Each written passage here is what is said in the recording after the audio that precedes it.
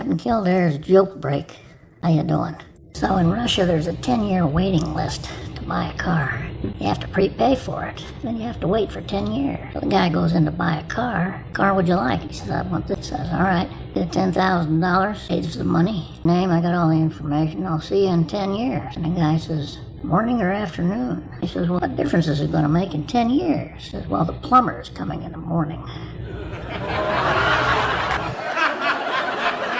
Well, a guy is riding his buggy. He's one of those Amish guys in Pennsylvania. Here comes this car, speeding down the way on the wrong side of the road and crashes right into him. It's a head-on collision. A horse and a buggy, big SUV. The guy lives. He survives. SUV to court to sue the guy. And the judge looks at the guy and he told the police officer that you never felt better in your life. Why is that? He said, well, Your Honor, there I was, laying there. An officer came, and he looked at my horse, who was in pain, agony, and he pulled out his revolver, and shot my horse, put him out of his misery. And he walked around. My dog was lying there, and he was in pain and agony, and he shot him too, put him out of his misery. And he walked up to me, and he said, now, how do you feel? So the Pope is on his way to Las Vegas, and he tells his driver, pull over. So the driver pulls over. Pope says, hey, I know it's not protocol, but I always wanted to drive on this long strip here. The driver says, well, it's not recommended. And the Pope says, I know, I'll make sure you get a bonus, a promotion to let me drive a little ways down the street towards Vegas. The driver says, all right. The Pope gets in the driver's seat and starts driving the car way up there, 100 miles an hour. 110, 115, 120, 130. All of a sudden he sees red lights behind him. The cop pulls him over. The officer walks up to the car. License and registration, please. The Pope gives him his license and registration.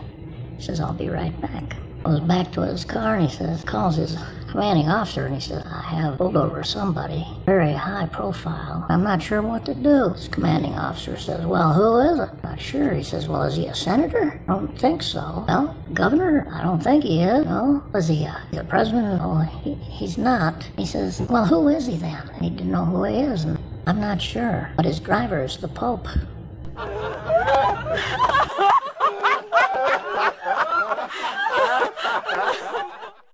This guy goes to the circus. He sees a sign, Herschel, the Magnificent Jew. So he goes in and he takes a look, sits down, the show starts, curtain opens, he walks out, he's in a robe, takes off his bathrobe, he's completely naked. And he's got a really long, big, huge tool. He lays out 3 walnuts in front of him on a bench. Well, he picks up the tool, goes whack, whack, whack, smashes them to smithereens. These walnuts are crushed, completely broken. Wow. 20 years later, the guy's in the same area. He goes to the same circus. Sees the same sign. Herschel, the Magnificent Jew. Actually, he's curious, so he goes in there and he watches the show again. Out comes Herschel in a bathrobe. Takes it off. Looks exactly the same as he did 20 years ago. And he sets down 3 coconuts on a bench. Two, and he smashes 3, smashes them all to smithereens. Everyone. Well, now this guy's curious, so he goes backstage. He sees Herschel back there, and he says, hello, sir, I'd like to introduce myself. I was here 20 years ago when you first started out. He said, oh, it's good to see you. Good to see you. Thanks for coming. He says, I do have a question for you, sir. He says, why did you switch from walnuts to coconuts? Herschel said, well, my eyesight's not what it used to be. A guy walks into a doctor's office. He's got a cucumber in one ear, carrot in another ear. He's got asparagus sticking out of his nose. He says, doctor, can you tell me what's wrong? And the doctor says, well, I don't think you're eating properly. I couldn't. Whew. Take 2.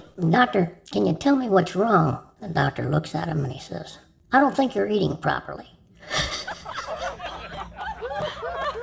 Can't help it.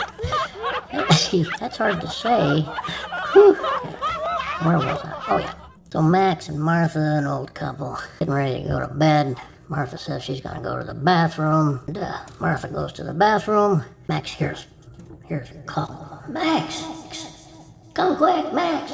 Come in! So Max runs into the bathroom, and he sees her sitting there on the toilet with her hose pulled down around her ankles, and her legs are spread open. She says, Max, it was horrible. It was terrible, Max. What happened? What happened? A mouse ran up my leg and it went in. I couldn't stop it. Max says, oh, what am I supposed to do here? We go call the doctor. Max calls the doctor, and the doctor says, I think I can help. I'll be there in about 20 minutes. Now, in the meantime, I want you to go in the refrigerator, get a piece of cheese out of the refrigerator, see if you can coax the mouse out. 20 minutes later, the doctor gets there, and he's Max hovered over his wife, Martha. He's got a herring, waving his herring back and forth. And the doctor says, what are you doing? I said cheese, not a herring. He says, I know, but I had to try and get the cat out first.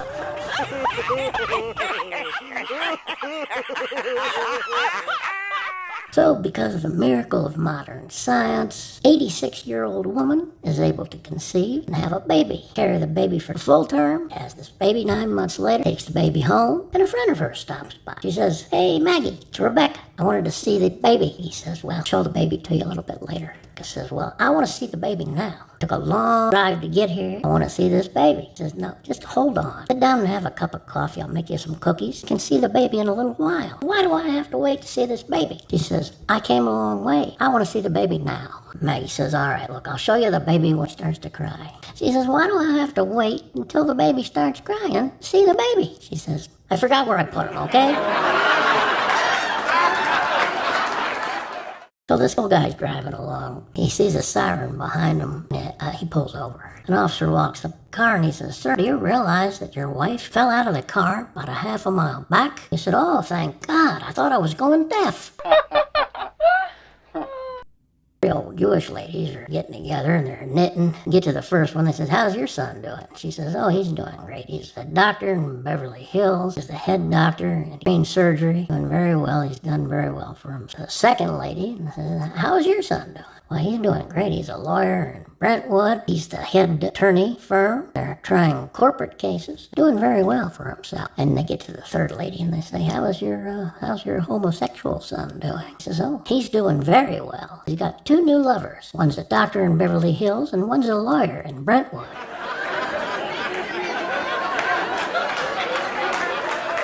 So this lady's got this dog, and the dog keeps scratching his ear. Thinks better take him to the vet. Takes the dog to the vet, in his ear, and I'm gonna put some medicine in here, and I want you to keep his ear clean. Says, gets him there, take out the hair from the dog's ears. That will help to heal ear infection. The lady goes to the drugstore, she takes her dog with her, says, he asks the pharmacist for some there. Pharmacist says, all right, let me get it. And he comes back and he gives it to her, and you're gonna use this on your legs. Don't shave your legs for a week. So it's not for my legs. She says, okay, well, if you're going to use it on your arms, don't shave your arms for a week. She says, it's not for my legs or my arms, it's for my schnauzer. And he says, well, then don't ride a bike for a week. Don't ride a bike for a week. I've decided I'm going to go ahead and keep on. I'm going to die ever. Keep on living forever. Is that how it works? What? I don't get to choose? Well, that was a hypothetical? Well, shit.